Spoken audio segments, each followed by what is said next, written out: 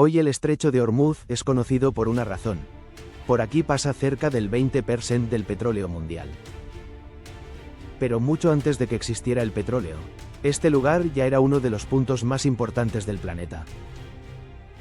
Porque hace más de 500 años, una pequeña isla en medio del Golfo controlaba una de las rutas comerciales más ricas del mundo. Un reino diminuto, rodeado de desierto, sin grandes ejércitos, pero increíblemente poderoso. Ese reino se llamaba Hormuz. Y durante siglos controló el comercio entre India, Persia, Arabia y el Mediterráneo. Hasta que una potencia europea decidió que quería ese control para sí misma. Portugal. Para entender el poder de Hormuz basta con mirar el mapa. El Golfo Pérsico funciona como un enorme embudo. Todos los barcos que quieren entrar o salir del Golfo tienen que pasar por un punto extremadamente estrecho. El mismo que hoy conocemos como Estrecho de Hormuz. Eso convierte la zona en un cuello de botella comercial. ¿Y quién controla ese cuello de botella? Controla el comercio. Exactamente igual que ocurre hoy con el petróleo. El reino de Hormuz nació en el siglo XIII. Originalmente estaba situado en la costa de Persia, pero tras varias invasiones mongolas sus gobernantes tomaron una decisión drástica. Trasladaron todo el reino a una isla cercana. La isla de Hormuz.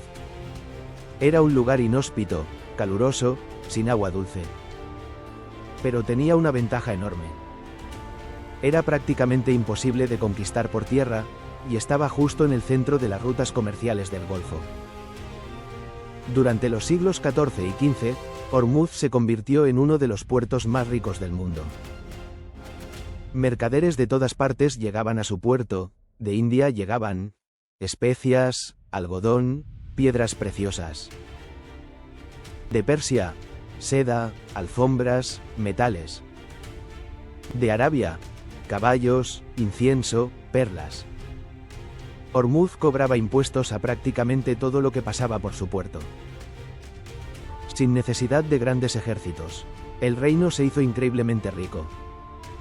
Los viajeros europeos describían la ciudad como un lugar lleno de mercados, palacios y comerciantes de todo el mundo.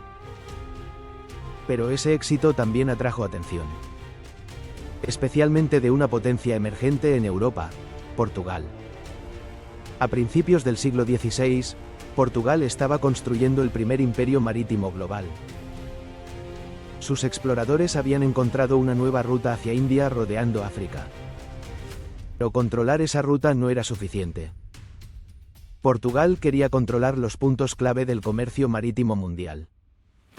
Y uno de los más importantes era Hormuz. En 1515, el navegante portugués Afonso de Albuquerque llegó con su flota al Golfo.